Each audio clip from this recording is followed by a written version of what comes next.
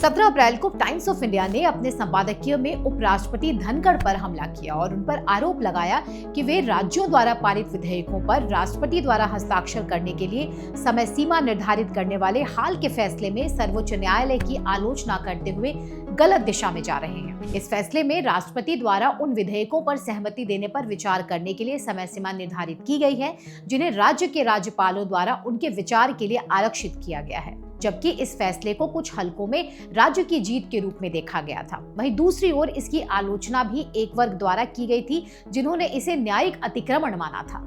उपराष्ट्रपति धनखड़ ने राज्यों द्वारा पारित विधेयकों पर राष्ट्रपति द्वारा हस्ताक्षर करने के लिए समय सीमा निर्धारित करने के सर्वोच्च न्यायालय के फैसले पर सवाल उठाया और न्यायपालिका द्वारा जवाबदेही का आह्वान किया। उन्होंने भारतीय संविधान के अनुच्छेद 142 का भी वर्णन किया, जो शीर्ष अदालत को किसी भी आदेश को पारित करने का निर्णय देने की विवेकाधीन शक्तियों की अनुमति देता है जो उसे आवश्यक लगता है, जैसे कि न्यायपालिका के 24/7 उपलब्ध लोकतांत्रिक ताकतों के खिलाफ न्यूक्लियर मिसाइल। वीपी धनखड़ एक राजनेता होने के अलावा एक वकील भी हैं और संवैधानिक कानून में विशेषज्ञ हैं। इसलिए ये कहना ठीक होगा कि जब वो न्यायपालिका के बारे में बोलते हैं तो उन्हें पता होता है कि वो किस बारे में बात कर रहे हैं, कि वे केवल बात करने के लिए हवा में बातें नहीं बना रहे हैं। टाइम्स ऑफ इंडिया का संपादकीय उपराष्ट्रपति धनखड़ की टिप्पणियों को तुच्छ बताते हुए उन्हें सीधे खारिज करने से शुरू होता है। साथ ही ये सुझाव भी देता है कि उन्होंने पहले भी ऐसी टिप्पणियां की हैं जो उनके संवैधानिक पद की मर्यादा के विपरीत है। टाइम्स ऑफ इंडिया भारत के उपराष्ट्रपति के रूप में उनकी स्थिति को कमजोर करता है, क्योंकि केवल औपचारिकता ही नहीं बल्कि व्यवहारिकता में ये पद भारत के प्रथम नागरिक के डिप्टी का पद है। ऐसे में कहा जा सकता है कि देश के दूसरे सबसे बड़े संवैधानिक पद को टाइम्स ऑफ इंडिया ने केवल औपचारिक पद तक सीमित कर दिया है। ये ध्यान दिया जाना चाहिए कि भारत के उपराष्ट्रपति का चुनाव गुप्त मतदान के माध्यम से एक निर्वाचक मंडल द्वारा किया जाता है, जिसमें संसद के दोनों सदन शामिल होते हैं। टाइम्स ऑफ इंडिया के संपादकों के विपरीत, जहां संपादक स्वयं के उत्तराधिकारी के तौर पर खुद किसी व्यक्ति का चयन करते हैं। अब ये पहली बार नहीं है कि जब वीपी धनखड़ ने न्यायिक अतिक्रमण पर अपनी राय व्यक्त की है। ये सुझाव देना कि वीपी धनखड़ को अपने पूर्ववर्ती उपराष्ट्रपतियों की तरह एक निश्चित तरीके से व्यवहार करना चाहिए तर्कसंगत बात नहीं है।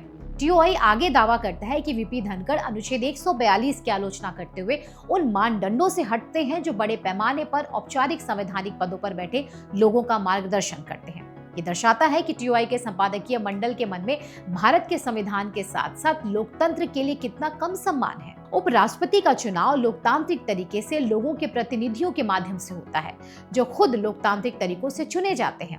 अपने तर्क के लिए उनके पद को बड़े पैमाने पर औपचारिक संवैधानिक पद तक सीमित करना संविधान के साथ साथ लोकतंत्र का अपमान करने के अलावा और कुछ नहीं है। इसके अलावा टीओआई ये तय करने वाला कौन होता है कि कुछ संवैधानिक पद महज औपचारिक होते हैं। राज्यपालों और उपराष्ट्रपति के पास संविधान और देश के अन्य कानूनों द्वारा दिए गए अधिकार और शक्तियां हैं, सिर्फ इसलिए कि आपको कुछ पदों और पदों को औपचारिक के रूप में लेबल करने की पुरानी आदत है।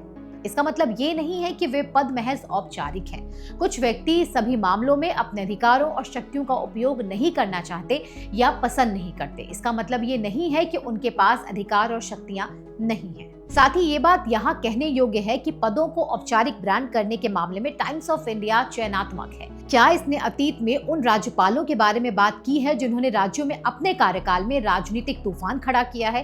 क्या हम भूल गए हैं कि रोमेश भंडारी, हंसराज भारद्वाज, एस.सी. जमीर और अन्य लोगों ने अतीत में क्या किया था?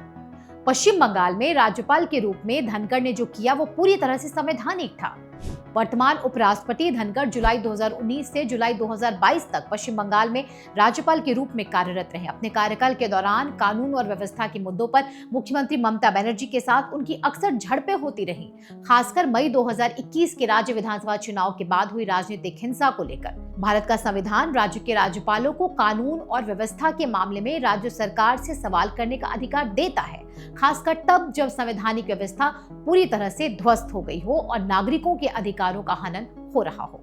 मई 2021 में पश्चिम बंगाल में हुई राजनीतिक हिंसा कोई अपवाद नहीं थी, बल्कि लगभग एक नियम की तरह थी, जहां राजनीतिक विरोधियों पर अत्याचार और हत्याएं सामान्य बात है। उन्होंने कभी भी अपने अधिकार को आगे रखते हुए राज्य सरकार के अधिकारों पर अतिक्रमण नहीं किया और पुलिस को कार्रवाई करने का निर्देश नहीं दिया, क्योंकि कानून और व्यवस्था राज्य का विषय है।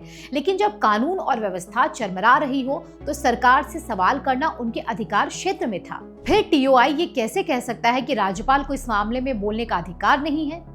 उपराष्ट्रपति के पद पर बैठे हर व्यक्ति की अपनी प्राथमिकताएं होती हैं। सिर्फ इसलिए कि अतीत में किसी उपराष्ट्रपति ने इन मामलों पर अपनी राय व्यक्त नहीं की, इसका मतलब ये नहीं है कि वर्तमान उपराष्ट्रपति को अपनी राय व्यक्त करने से रोका जा सकता है।